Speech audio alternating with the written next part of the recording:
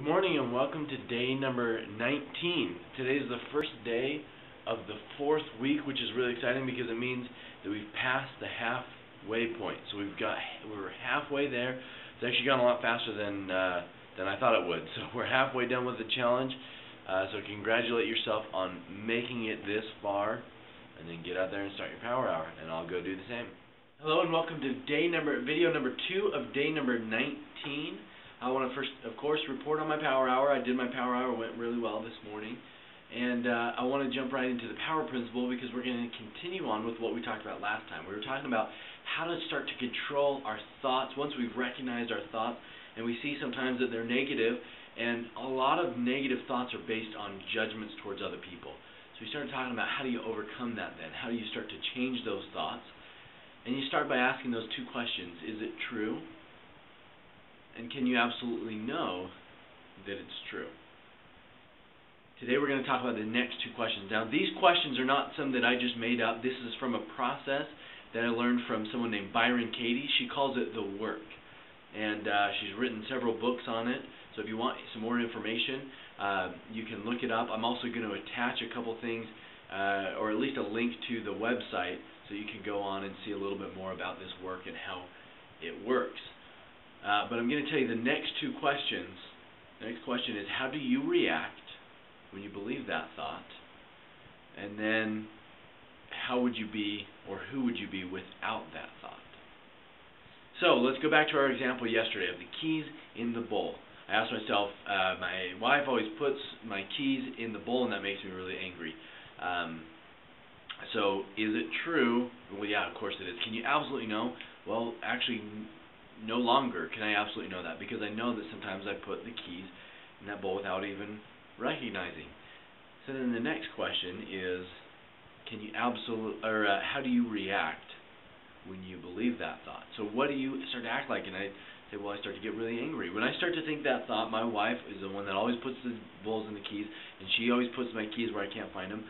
I start to get really upset, and I get angry, and I get upset with my wife, and I start running around the house and looking for keys, and when I finally found them, I'm just upset, and I don't treat her as well. I don't treat myself as well. I get stuck in those negative thoughts, ultimately. And that's the biggest thing of what it comes down to, is when I'm believing those thoughts, I'm in negativity, which is out of alignment with who I am, which will then, remember, cause and effect. If I'm thinking the thoughts, I can never find my keys, or she always puts them where I can't find them, then I'm going to create that. I'm going to continue putting my keys out in a place where she'll want to put them away. So then the next thing is, how do you react? Or after I've seen how I react when I believe that thought, the next question is then, who would I be without that thought? If I suddenly lost the ability to think the thought that my wife is the one that always puts them there, or she shouldn't be putting them there, whatever thought it is that's actually causing me the anger, what would happen if I suddenly stopped believing that thought? And as I consider that, I start to realize, wow, geez, I would be less angry, and I would have less negativity in myself, which means I would be more powerful and more in control of my life. I would be less angry at my wife, which means I wouldn't get mad at her. I wouldn't send her bad energy. I wouldn't be angry and upset with her, so I would start to enjoy her more and enjoy life more, at least in that individual moment, which life is made up of little moments. And I start to recognize that, and I say, geez, if I stopped thinking that thought, things would be a lot better for me. I would probably start to be able to recognize, as I said yesterday, that maybe it's just that she's putting them there. She's actually helping me keep them organized, and she's trying to help.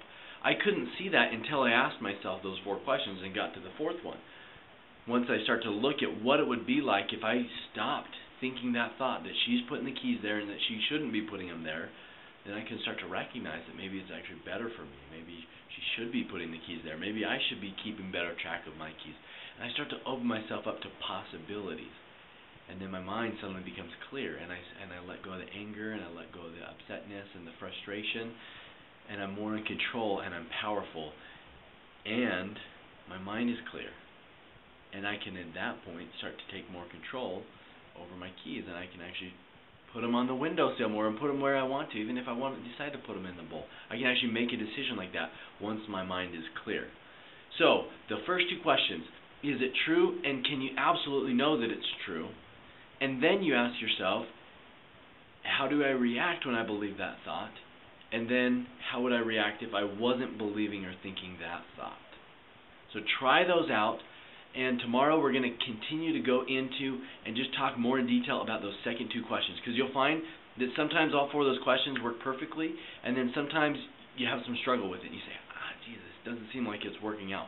So we're going to go a little bit more into this tomorrow, but until next time, start with those first four questions and start learning how to conquer your life.